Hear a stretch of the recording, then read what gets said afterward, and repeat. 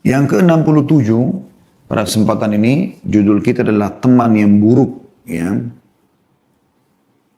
Yaitu kata beliau atau penulis, seorang wanita mengambil teman-teman wanita yang buruk yang selalu menganjurkannya untuk meremehkan hak-hak Allah atas dirinya. Maksudnya meremehkan perintah-perintah Allah. Apa yang Allah perintahkan, sudahlah nggak usah, saya mau sholat duha dulu. Sunnah kan nggak usah. Mau puasa sunnah nggak usah lah puasa. Hari ini makan sama saya. Atau apalah gitu ya. Atau misalnya temannya pakai hijab syar'i yang lebih besar. Oh so alim, kamu gini jelek loh kelihatan. Apalah segala macam. Nah ini teman-teman buruk ya. Yang meremehkan hak-hak Allah atas dirinya. Sehingga dia pun ikut-ikutan ya. Melalaikan untuk menjaga harkat dan kemuliaannya. Ya, yang tadinya dia harusnya menjadi seorang wanita muslimah yang terhormat, tidak sembarangan laki-laki yang bukan mahram untuk dia ngomong, apalagi sampai disentuh, apalagi sampai naudzubillah puncaknya berzina. Ya. Nah, itu bisa terjadi dari teman-teman buruk. Ya, tahap demi tahap syaitan menggunakan bisikan-bisikannya melalui teman yang buruk ini akhirnya menjerumuskan kita juga pada kemaksiatan. Dikatakan serta menjerumuskannya dalam perkara yang tidak baik akibatnya. Nah, ini kurang lebih bahasan poin yang disampaikan oleh penulis 67. Memang pendek tapi kita akan bahas insya Allah. Teman-teman sekalian, kita ini manusia, makhluk sosial. Makhluk sosial. Kita tidak hidup sendirian. Dan memang kita tidak bisa hidup sendirian. Kita diciptakan oleh Allah SWT makhluk sosial. Berinteraksi dengan orang. Ya. Makanya ada yang ini berprofesi sebagai tukang sampah, ada yang tukang sapu, ada yang pembantu rumah tangga, ada yang polisi, ada yang tentara, ada yang penjual di pasar, ada yang pemotong hewan, ada yang pejabat, ada yang pengusaha, macam-macam. Tidak mungkin semuanya ke satu pekerjaan. Tidak mungkin. Memang sudah begitu Allah Subhanahu wa ta'ala ciptakan. Bayangkan teman-teman kalau kita semua jadi pengusaha. Lalu siapa yang akan jual barang di pasar kaki lima, ayam potong, jual garam, jual segala macam. Siapa yang akan menjadi pembantu rumah tangga untuk membersihkan rumah, membantu tukang kebun? Apakah kita semua bisa kerjakan itu? Tentu saja tidak, sulit ya. Tapi Allah Subhanahu wa ta'ala memang membuat itu variasi. Ya. Nah, dalam interaksi dengan orang-orang ini, agama Islam membuatkan untuk kita satu pondasi dasar, yaitu hati-hati dalam berteman. Tentu di sini dimaksud adalah berteman adalah teman yang selalu bersama-sama. Kalau kenal orang umum, oh kita tahu ini orang baik, ini orang buruk secara umum. Tapi yang dimaksud adalah teman, menjadi sahabat. Itu tidak boleh, karena tadi yang dibahas oleh penulis adalah teman buruk yang akhirnya membuat dia lalai dari hukum Allah Subhanahu wa ta'ala. Dan tolak ukur orang itu baik atau buruk adalah kalau dia mendukung selalu perbuatan baik kita yang Allah nyatakan itu perbuatan baik, dan dia justru mengingatkan kita agar jangan sampai melanggar apa yang sudah Allah larang, maka ini berarti orang baik. Jadi bukan baik hanya sekedar karena senyum, karena orang-orang juga yang mengajak temannya ke diskotik senyum, tertawa terbahak-bahak, tapi mengajak kepada kemaksiatan. Ya. Orang-orang yang suka gosipin orang, tertawa terbahak-bahak, memfitnah orang, bukan itu yang dimaksud. Bukan senyumannya saja. Tetapi bagaimana dia memerintahkan atau mengajak kita untuk melakukan kegiatan-kegiatan yang baik, dan kemudian dia pun melakukan itu, juga mengingatkan agar jangan sampai kita melanggar. Ini teman-teman sekalian, saya melihat ada sebuah hadis yang menarik untuk dibahas di sini. Hadis ini diriwayatkan Imam Bukhari nomor 5534 dan juga Muslim 2628.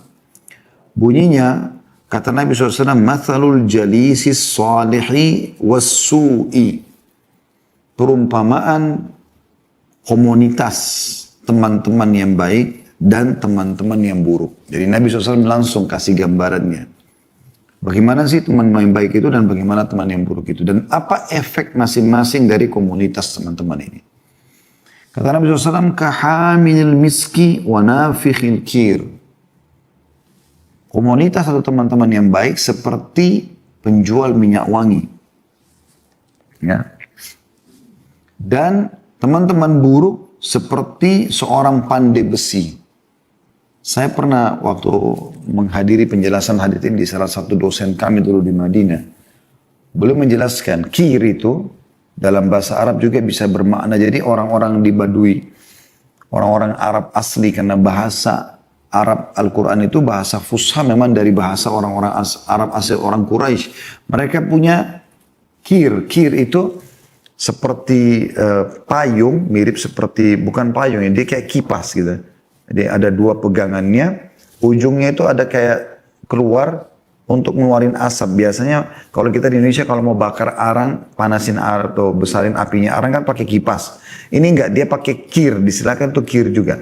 Jadi dia seperti ini, di ujungnya ada tempat untuk ngisap, ngeluarin angin. Ini ditekan seperti ini ya. Saya tidak bisa menampilkan gambarnya sekarang, mohon maaf. Karena belum saya persiapkan, saya baru tiba-tiba teringat tadi. Tapi beliau pernah, salah satu dosen kami menjelaskan masalah itu. Nah itu biasanya kalau dia untuk memanaskan arang, dia pakai itu supaya anginnya kencang, meniup ke arang itu nanti apinya jadi besar ya. Dan biasa ada letupan-letupan ya. Ada asapnya juga yang bisa kena atau keluar. Nah itu juga bisa bermakna. Tapi di sini kalau kita terjemahkan dengan pandai besi juga sudah bagus. Ya. Orang-orang yang lagi membuat besi, membuat apa, itu kan biasa ada serpian-serpian api, ada bau yang kurang sedap ya. Nah seperti itu. Jadi perumpamannya langsung Nabi berikan gambaran. Komunitas teman-teman yang baik seperti penjual minyak wangi. Komunitas yang buruk seperti pandai besi. Lalu Nabi SAW jelaskan, fahamilul miski imma an yuhdhiyaka. Pemikul atau penjual minyak wangi bisa saja dia memberikan kepadamu minyak wangi itu. Minimal tester. Atau teman-teman pernah lewat di toko minyak wangi, ya. Biasanya kalau kita lewat wangi kan, oh kita tahu ini toko minyak wangi. Penjual minyak wangi itu bisa kita cium bau wangi, atau dia memberikan kepada kita minyak wangi itu. Apakah tester atau dia memberikan hadiah? Wa imma an tabta'a minhu. Atau kau akan beli minyak wangi itu darinya. Dan minyak wangi tidak ada orang yang, tidak akan dinamakan minyak wangi kalau dia busuk kan. Minyak wangi. Cairan yang penuh dengan wangi. Kita bisa dikasih, kita bisa tester wangi, atau minimal kita lewat, kita jumpa wangi. Kalau kita beli, kita bawa pulang juga kita bisa pakai wangi itu. Itu perumpamaan ya, teman-teman yang baik.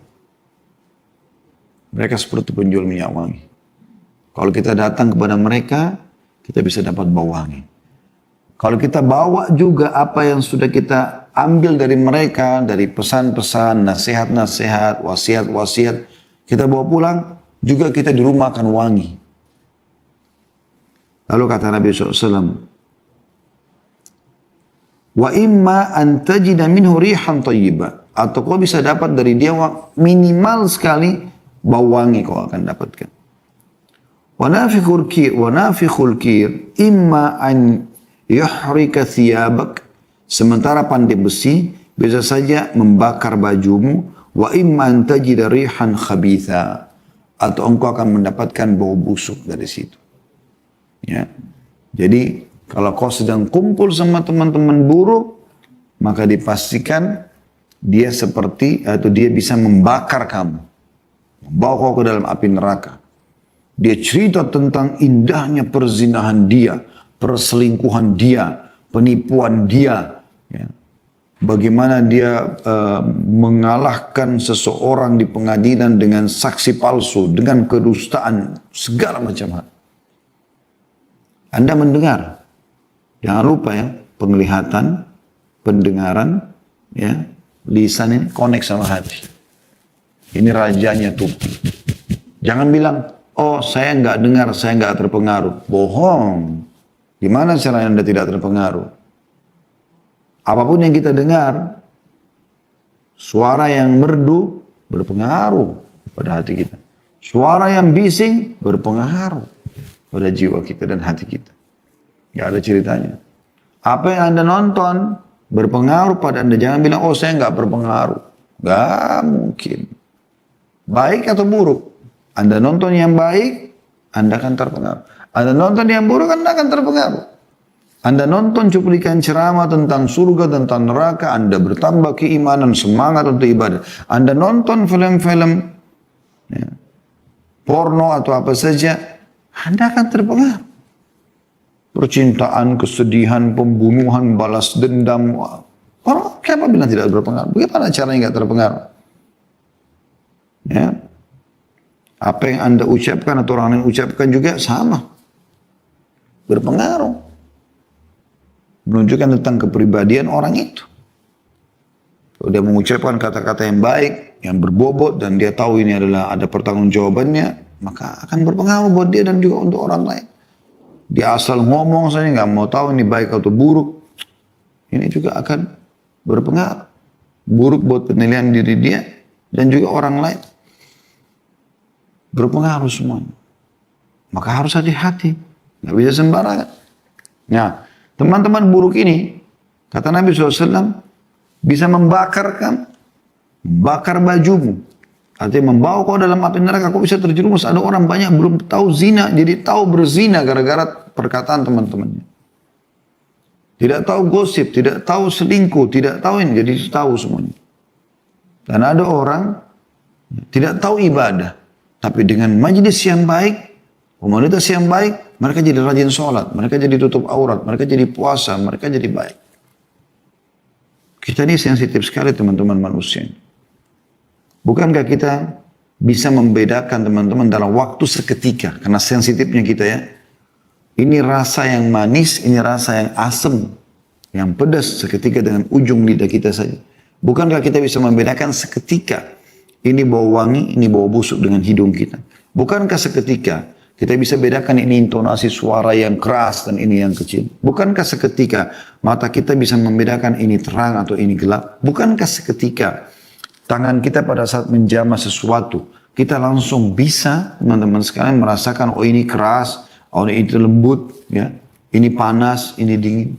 Bukankah seketika kita bisa tahu, oh ini dingin, oh ini panas. Bukankah seketika kita bisa tahu, ini lapar, ini kenyang. Kita sensitif sekali. Oleh karena itu, pondasi ini penting sekali. Dalam pergaulan dan interaksi, karena kita makhluk sosial, maka hati-hati. Nabi SAW sudah kasih kata kunci itu. Imam Muslim rahimahullah mencantumkan hadis ini dalam bab anjuran untuk berteman dengan orang saleh dan menjauhi teman yang buruk. Ya. Imam Nawawi rahimahullah menjelaskan bahwa dalam hadis ini terdapat permisalan teman yang saleh dengan seorang penjual minyak wangi dan teman yang jelek dengan seorang pandai besi. Hadis ini juga menunjukkan keutamaan bergaul dengan teman saleh dan baik, orang baik yang memiliki akhlak yang mulia, sikap wara, ya, menjaga hubungan baiknya dengan Allah, berilmu dan adab. Sekaligus juga terdapat larangan bergaul dengan orang yang buruk, ahli bid'ah, dan orang-orang yang mempunyai sikap tercela lainnya. Diambil dari syarah Sahih Muslim, jilid 4, halaman 227. Ibnu Hajar al-Asqalani juga rahimahullah mengatakan, hadis ini menunjukkan larangan berteman dengan orang-orang yang dapat merusak agama maupun dunia kita. Hadis ini juga mendorong seseorang agar bergaul dengan orang-orang yang dapat memberikan manfaat dalam agama dan dunia. Masih dalam sama Fathul Bari Syarah Sahih Bukhari, jilid 4 halaman 324. Kalau tadi Syarah Sahih Muslim, ini Syarah Sahih Bukhari, jilid 4 halaman 324. Jadi ada motivasi yang sangat besar agar kita berhati-hati. Berhati-hati teman-teman. Teman itu pengaruhnya besar. Nabi SAW mengatakan juga dalam hadis yang lain, Al-mar'u ala dini khalili. Falyanzur ahadukum illa man yukhalil. Seseorang sesuai dengan agama temannya. Maka lihatlah siapa yang kalian jadikan sebagai teman. Khalil itu maksudnya sahabat dekat. Yang hampir tiap hari kita telepon-teleponan, kita wiya-wiyaan, tanya kabar, jalan sama-sama. Ini hati-hati sekali. Kapan Anda bergaul sama orang baik, ingat hadis Nabi SAW tadi yang awal kami buka. yaitu seperti penjual minyak wangi. Dan ingat, ya, kalau orang bergaul dengan orang yang buruk, maka akan seperti pandai besi tadi. Itu kata kuncinya. Ya. Kita teman-teman kalau duduk sama orang-orang soleh, saya ingat dulu, awal-awal kami masih SMA di Madinah, ada seorang sahabat dekat sampai sekarang, Masya Allah kami masih bersahabat dan semoga itu karena Allah Subhanahu Wa Taala. Dr. Muhammad Rahili, ya, adik Dr. Sulaiman Rahili, sahabat dekat kami. Hafidhahumullah semuanya. Saya ingat betul waktu itu saya kelas 3 SMA, dia sudah tingkat 2 atau tingkat 1 kuliah. Tingkat 2 kuliah. Karena beda 2 tahunan kurang lebih jenjang pendidikan kami. Maka dia saya ingat betul sering datang dari kota Madinah, dari rumah beliau ke kampus kami. Hampir setiap hari duduk sama kami. Dan kerjanya luar biasa. Saya nggak bisa lupa itu. Ya. Selalu duduk terus ngobrol dan ingatkan kami tentang sholat berjamaah. Kalau ke masjid diajak, ayo naik mobilnya kita sama-sama ke masjid gitu. Luar biasa gitu. Luar biasa. Jadi kita selalu diajak ke masjid. Diajak ke Masjid Nabawi, ke Masjid Kampus, ke Masjid Nabawi. Hadir dalam majelis. Bahkan saya ingat betul, hampir setiap hari beliau sering datang dan membawa sebuah buku. Kemudian ayo kita bertanding nih siapa yang lebih dulu hafal. Saya ingat betul dulu dibawa Usulul Thalatha, ya, 3 pondasi dasar dalam Islam yang tulis oleh Syekh Muhammad bin Wahab rahimahullah. Terus kemudian beliau mengatakan, ayo kita tanding siapa yang menghafal dulu ini. Lalu kami menghafalnya, ya, lalu kita setor hafalan tersebut. Dan kami pernah diajak sama beliau rekreasi itu, ya, kami jalan naik mobil ke jalan Mekah menuju ke Mekah, tapi jalan yang lama. Kalau sekarang yang Anda tahu ini jalan hijrah ini besar sekali. Kalau itu jalan lama itu jalan kecil dan 2 mobil, 2 arah gitu ya. Itu kiri kanannya padang pasir semua. Kami masuk ke padang pasir berkemah. Dan di saat di sana tidak ada kebisingan, ya, tidak ada suara ribut. Kami menginap pasang kemah dan beliau membacakan Riyadhus Shalihin, saya masih ingat itu. Dibaca tentang asyratus saat, tanda-tanda hari kiamat, keluarnya Dajjal, segala macam. Menyentuh sekali secara keimanan. Ya, saya melihat pribadi subhanallah, andil beliau dalam kehidupan saya sehingga terbentuk, insya Allah kita bisa coba ya beribadah semampu kita ini, besar sekali. Ya. Dan itu contoh saja. Contoh saja. Dan saya juga punya prinsip, setelah itu saya mengatakan, saya tidak akan berteman kecuali dengan orang-orang yang lebih baik daripada saya. Dari sisi ibadah, dari sisi dunia. Ya. Lebih baik. Supaya saya bisa ambil pelajaran dari dia. Atau dari mereka. Itu cukup bagus. Gitu kan. Dibandingkan berapa banyak orang teman-teman sekalian, tadi yang saya kasih contoh. Mungkin dia tadinya ya tidak pernah melakukan perbuatan-perbuatan besar.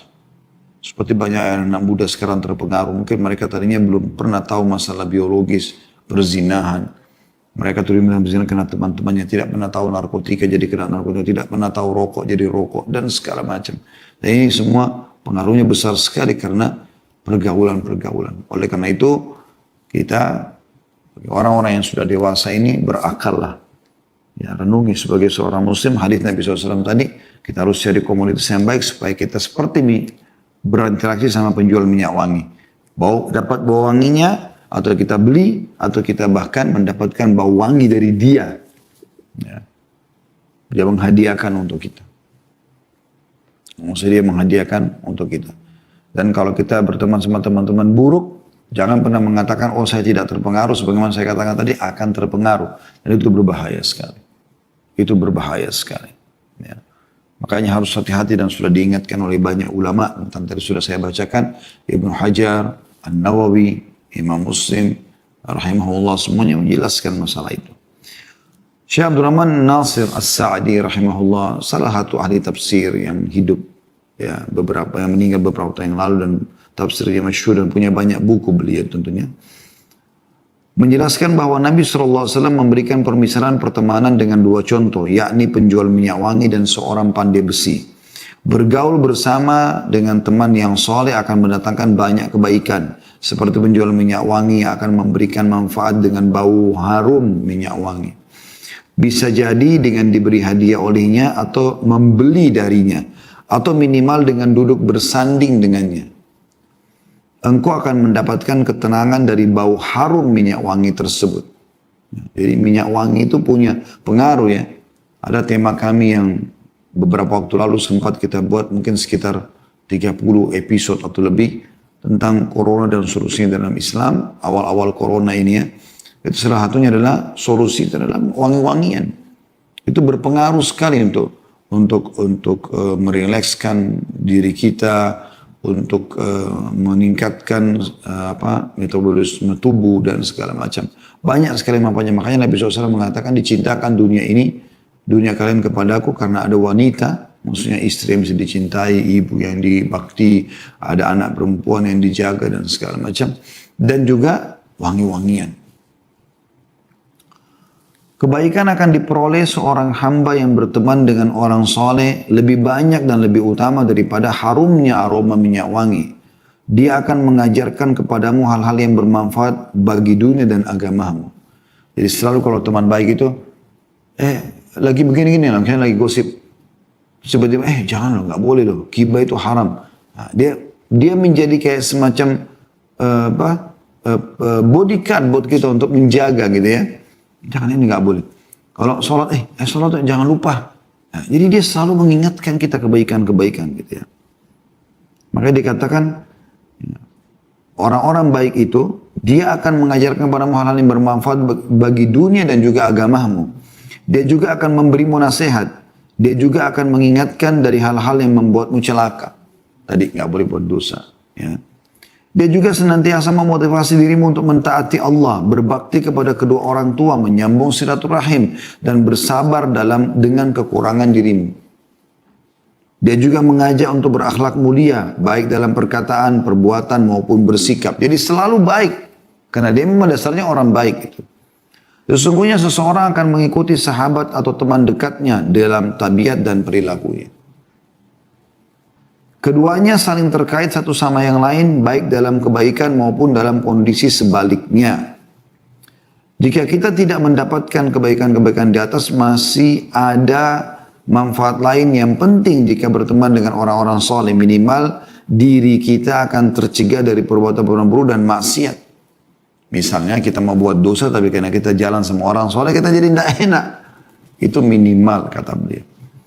Teman yang soleh akan senantiasa menjaga dari maksiat dan mengajak berlomba-lomba dalam kebaikan serta meninggalkan kejelekan.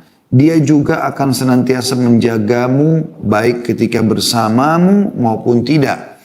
Dia juga akan memberimu manfaat dengan kecintaannya dan doanya kepadamu. Jadi kalau orang soleh, walaupun tidak sama kita, dia bisa doakan kita dari jauh.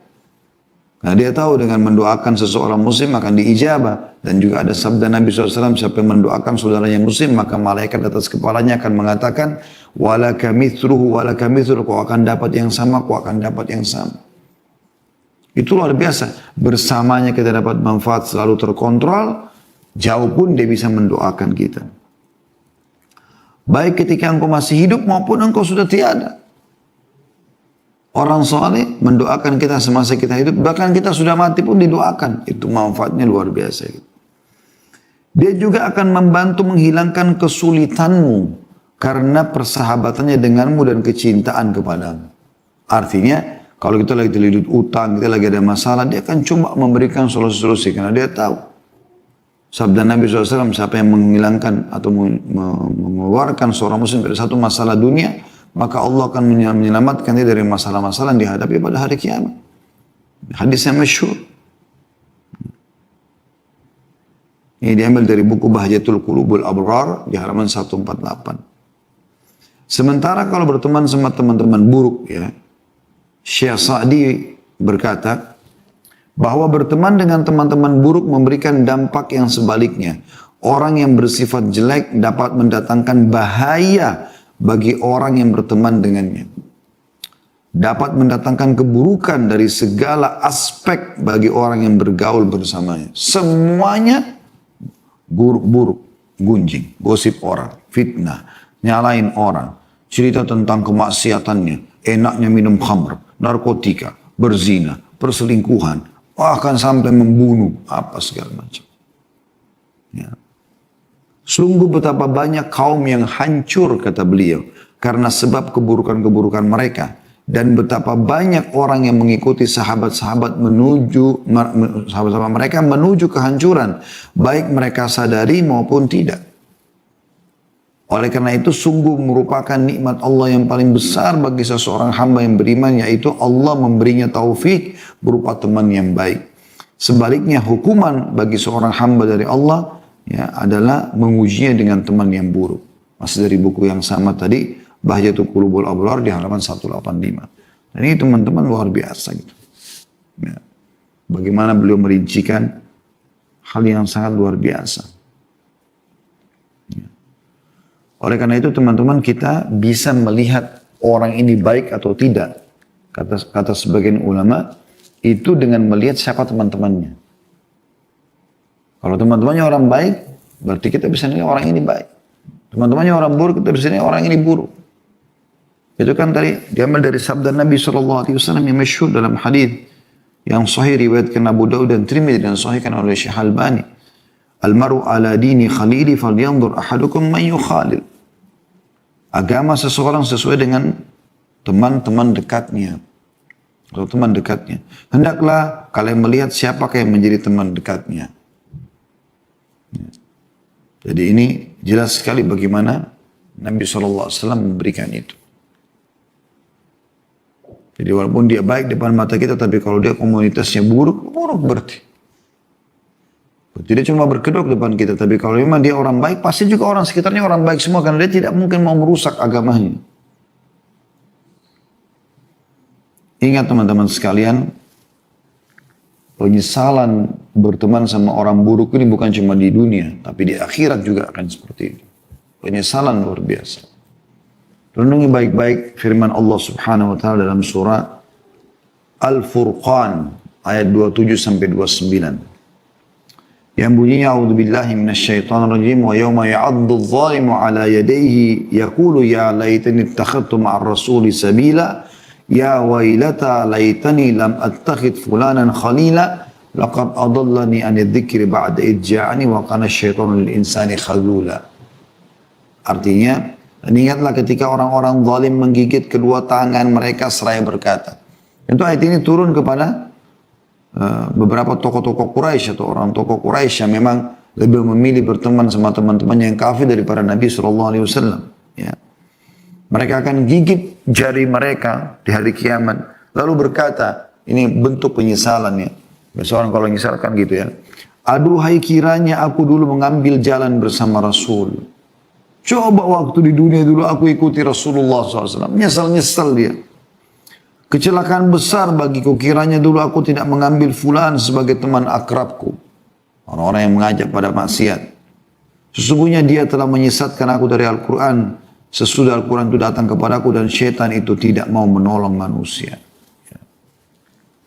Jadi kita lihat bagaimana teman-teman sekalian. Ya, patokannya atau penyesalannya orang yang memiliki teman buruk di dunia dan di akhirat. Demi Allah teman-teman, banyak sekali rumah tangga rusak karena teman yang buruk. Ya. Setiap ada masalah sama suami atau masalah sama istri, ceritanya sama teman yang buruk. Teman yang diajak ngomong gagal rumah tangga, dia mau konsentrasi dengan masalah rumah tangga, bagaimana bisa? Teman yang maling, mencuri atau sering riba, menipu, pembohong, diajak konsultasi tentang masalah perkembangan bisnis. Bagaimana caranya? Ya, teman-teman yang kasar sama anak-anak diajak bicara tentang masalah pendidikan anak. Gimana caranya? Apa yang akan diajarkan kepada Anda? Dan itu apa yang sudah dia raih dari keburukan-keburukan itu? Ini keliru. Nggak boleh. Saya berapa kali subhanallah dikonsultasi oleh banyak jemaah, banyak konsultasi yang masuk kepada kami. Subhanallah permasalahannya adalah orang ketiga. Teman. Baik teman dari si suami atau teman dari si istri. Anak juga nusa temannya. Ujungnya temannya. Teman. Ini jadi masalah teman. Oleh karena itu teman-teman sudah saatnya sekarang. Anda hijrah menjadi orang baik. Mumpung masih ada umur. Supaya jangan menyesal. Hijrah sekaligus. 100%. Di antaranya memang hijrah penampilan. Pendapatan, pergaulan. Udah nggak ada lagi. Kalau Anda sekarang masih punya grup-grup, di saat Anda ikuti pengajian kami ini, ada grup-grup di WA, isinya kirim foto-foto perempuan terbuka atau laki-laki kalau Anda mungkin akhwat, ya, atau berbicara dalamnya gosipin orang, ini segala macam, keluar. Bahkan urusan yang mungkin ada masih ada baiknya pun kalau Anda tidak tahu bukan bidangnya, tidak usah ada di situ. Seperti misalnya masalah politik, ya. Ini sering saya ingatkan terutama ibu-ibu. Apa gunanya mau ribut dengan masalah politik? Sibuk dengan masalah politik. Udah masa urus anak, urus suami mati masuk surga. Ngapain urus negara? Gitu loh. Tapi subhanallah masih saja. Kadang-kadang pilkada, pilpres, sibuk. Lagi goreng tempe, goreng ayam, goreng ini, ribut. Telepon dijepit, ngomong masalah ini, masalah itu. Ini bisa hangus masakannya. Lebih baik urus masakan selesai. Untungnya apa? Bahkan kadang-kadang ribut sama suami. Yang satu 01, yang satu 02, yang satu 09, yang satu 010, yang satu 10. Apa ini gitu loh. Manfaatnya apa? Tanya teman-teman, manfaatnya apa buat saya? Kalau Anda ahli di bidangnya, tanya. Gitu kan? Karena Nabi SAW sudah mengatakan, kalau perkara dikembalikan bukan pada ahlinya, tunggulah kehancuran. Dah selesai. Sibuk dengan alam kita. Umur kita terbatas teman-teman sekalian. Semua ada pertanggungjawabannya. Hati-hati. Hati-hati. Baik. Ibnu Qudamah rahimahullah al-Maqdisi memberikan sebuah saran agar memilih teman-teman yang seperti ini. Beliau mengatakan, wa fi jumlah secara umum فينبغي أن يكون في من تؤثر صحبته 5 خصال. Orang yang menjadi sahabat harusnya memiliki, yang kau jadikan, yang kau kejar jadi sahabatmu punya 5 sifat. Yang pertama, an yakuna akilan. Harusnya dia orang yang berakal, cerdas, dewasa. Bukan orang yang gila, yang cuek. Gue sudah begini terserah. Padahal aib yang sedang dibicarakan. Aib sikapnya itu. Tapi dia anggap gak apa-apa. Gak malu depan orang. Ini gak berakal. Orang yang berakal itu hati-hati dalam bertutur kata. Hati-hati dalam bersikap. Supaya orang jangan dilihat negatif. Bermanfaat dia nimbung. Tidak bermanfaat dia tinggalkan. Itu berakal. Harus. Ini bukan pilihan. Yang kedua, husnul khuluq. Dia berakhlak yang baik. Akhlak yang baik kelihatan dari sikap dan segala macamnya. Akhlak yang baik itu adalah patuh kepada Allah SWT. Akhlak yang buruk bermaksiat kepada Allah SWT. Karena dia patuh kepada Allah, maka dia menjaga akhlaknya. Dan ini juga penting teman-teman sekalian. Karena banyak orang sudah mulai ikut pengajian, sudah mulai faham, ada beberapa dalil yang sudah bisa disebutkan oleh lisannya, tapi akhlaknya buruk.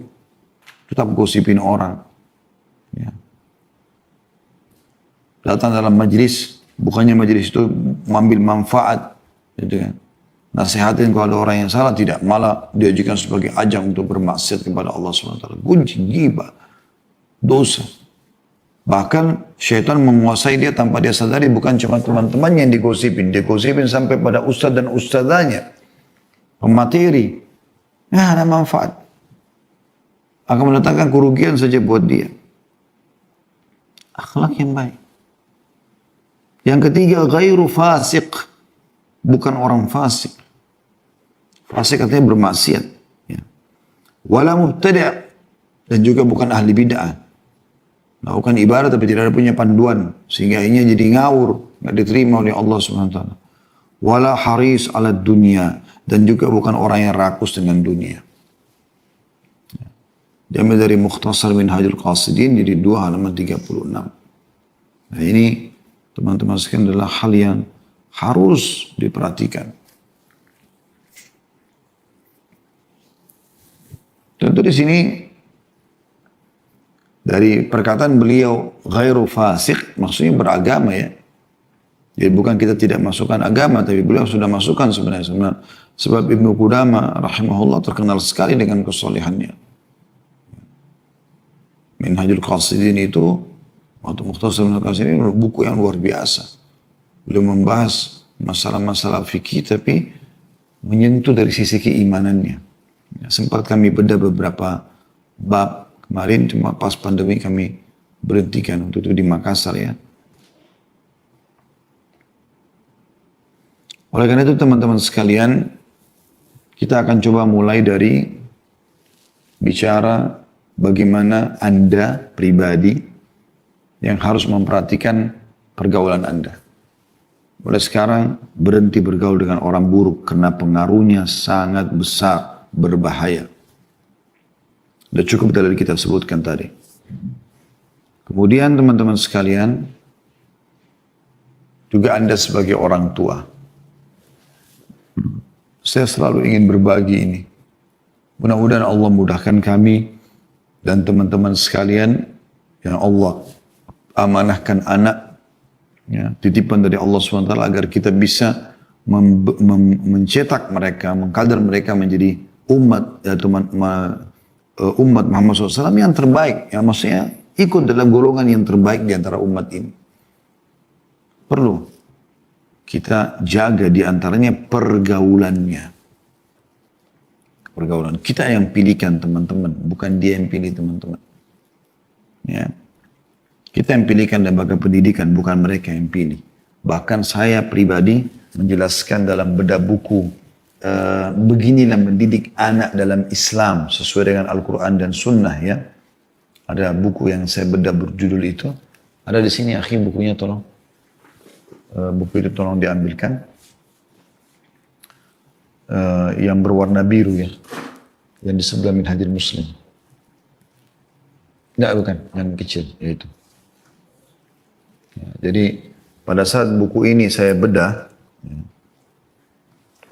beginilah seharusnya mendidik anak Islam, dan ini sudah kami bahas 3/4-nya ya. Saya membahasakan. Setelah saya punya beberapa referensi tentang masalah ini, ternyata memang orang tua yang baik itu dan berhasil justru orang tua yang mencetak anaknya, membentuk anaknya seperti yang dia inginkan. Seperti yang dia inginkan. Bukan seperti yang anak inginkan. Apalagi sampai lingkungan yang inginkan. Ada banyak orang tua berhasil teman-teman mendidik anaknya seperti yang dia mau, tapi jadi ahli maksiat. Ya. Menjadi aktor-aktor, menjadi ini praktisi dalam kemaksiatan. Dan dia bangga dengan itu. Kalau dikenal di masyarakat sebagai ahli maksiat, terbuka auratnya, ya segala macam buat maksiat lah. Iklan ini, iklan itu yang luar biasa yang semua terbuka aurat, minuman keras dan segala macam. Yang kita maksudkan adalah bagaimana kita sebagai seorang orang tua muslim mendidik anak-anak kita justru menjadi manusia yang baik. Kalau kita dulu punya kekurangan teman-teman, kita belum tahu baca Al-Quran kecuali di umur 30-40 tahun, anak-anak kita nggak boleh. Justru harus di bawah 10 tahun mereka sudah hafal Quran kalau perlu. Coba maksimal. Tutup kesalahan kita, kekurangan kita dulu kepada anak-anak. Jangan wariskan keburukan dengan keburukan. Nggak boleh. Ya. Karena kita kalau wariskan keburukan dengan keburukan, berarti kita dulu hamil di luar nikah, lalu anak-anak juga hamil di luar nikah. Seperti itu kan? Atau kita dulu bermaksiat, bergaul bebas, sekarang baru tobat. Nanti kita bilang, enggak apa-apa kok ibu sama ayah dulu begitu, kamu juga nanti aja kamu tobatnya. Mungkin dia meninggal sebelum kita. Nah, kita tanggung jawab sebagai orang tua. Saran saya, tutup semua pintu-pintu. Anak itu memiliki pilihan, terutama di masa kecil ya. Contoh misal, saya kalau membeli pakaian buat anak-anak, maka saya belikan anak-anak tanpa saya suruh mereka pilih. Saya belikan, lalu saya tinggal bagi. Tinggal tugas saya harus adil sebagai orang tua, nilainya saya samakan semua. Bahkan untuk menjaga supaya bisa adil di antara mereka, maka saya tulis ya di laptop saya, itu nama setiap anak yang Allah amanahkan ini. Kemudian kalau misalnya si fulan, harga bajunya 100.000. Ternyata adiknya cuma dapat harga 75.000. Adiknya lagi dapat 50.000. Berarti adik nomor 2 dan nomor 3 ini punya saldo selisih daripada harga baju dari kakaknya tadi. Supaya kita adil. Karena pernah Nabi SAW ya, melihat ada sahabat yang masuk ke masjid, kemudian datang anak laki-lakinya, diciumin, dipangku. Dalam kemudian datang anak perempuannya, dibiarkan duduk di depannya, nggak dipeluk, nggak dicium. Kata Nabi SAW, kenapa kau nggak lakukan hal yang sama? Disuruh adil. Ya. Jadi nggak boleh kita membeda-bedakan di antara mereka. Kecuali dalam warisan setelah kita meninggal itu berbeda. Laki-laki memang hukum Allah SWT 2 dan perempuan 1. Tapi teman-teman, kita kalau membiasakan mereka dari kecil, kita yang pilihkan bajunya, langsung pakaikan busana muslim, pilihkan warnanya. Mereka dibentuk seperti yang kita ingatkan, memang mereka belum paham. Kalau Anda lihatkan gambar, mau baju yang mana nak? Nah, mulailah dia pilih baju-baju yang lebih menarik bagi dia warnanya. Atau dia pernah tonton sesuatu berhubungan dengan aktor-aktor apa gitu, tokoh-tokoh fiktif, Spiderman, Batman, lalu kemudian dia pakai. Dan itu bisa terjadi. Ya. Orang tua yang berhasil bagi saya adalah orang tua yang mencetak anaknya seperti yang dia inginkan. Ada banyak subhanallah, laki-laki kalau jalan, itu anak laki-laki di sebelah seperti dia. Dia ikuti ayah, cara ngomongnya, cara jalannya, berpakaian. Dan itu bisa. Saya lihat anak laki-laki saya yang terbesar ya, sekarang umurnya sekitar 8 tahun. Semoga Allah jaga dari atas ketaatan. Saya namakan Uwais. Dia kalau saya melakukan satu perbuatan, jalan misalnya, contohin sama dia. Kalau saya ngomong, kadang-kadang istri saya cerita, kalau saya lagi keluar, ini anak-anak ikutin begini, cara ngomong begini. Saya pernah live di rumah, di atas meja kerja saya di kamar, maka saya pergi pun mereka lakukan hal yang sama. Gitu.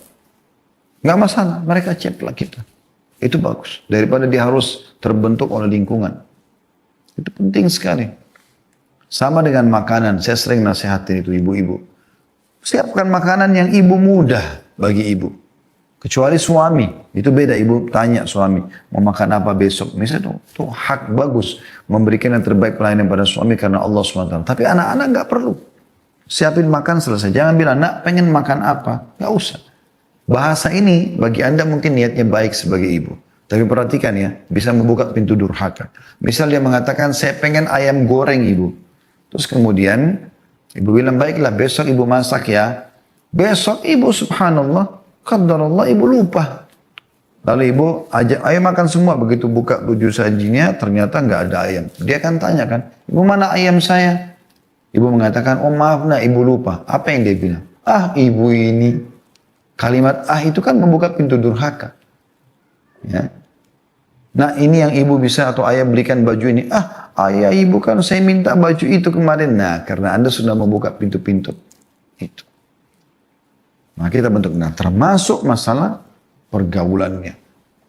Lembaga pendidikan. Masuk akal nggak teman-teman sekalian? Seorang suami umur 35 tahun, istrinya 30 tahun, membawa anaknya yang masih umur 6 atau 7 tahun masuk SD ke sebuah lembaga pendidikan, lalu dia mengatakan, ini ayah sama ibu rencana sekolahkan kau di sini nak. Suka enggak? Untuk apa ditanya dia suka atau tidak? Atau kita kasih pilihan 2 sekolah, ini temboknya warna biru, ini temboknya warna hijau. Kita orang dewasa lebih tahu kurikulum, lebih tahu biaya, lebih tahu jarak. Anak ini nggak ngerti. Tapi karena dia lebih suka warna biru, yang biru aja ayah, ibu saya suka. Padahal dia cuma sekedar warna. Dia nggak ngerti kurikulumnya, nggak ngerti biaya, nggak ngerti jaraknya. Kita yang bentuk dia. Supaya dia menjadi patuh, iya mengerjakan apa yang kita inginkan. Dari kecil kalau kita biasakan teman-teman, insya Allah ya mereka orang-orang seperti ini, anak-anak seperti ini, sampai besar nanti, walaupun mereka sudah berumah tangga, sering telepon, ayah, ibu bagaimana sarannya, bagaimana masukannya. Karena memang mereka merasa ini sumber dia, dan memang itu tugas kita sebagai orang tua. Pergaulan hati-hati.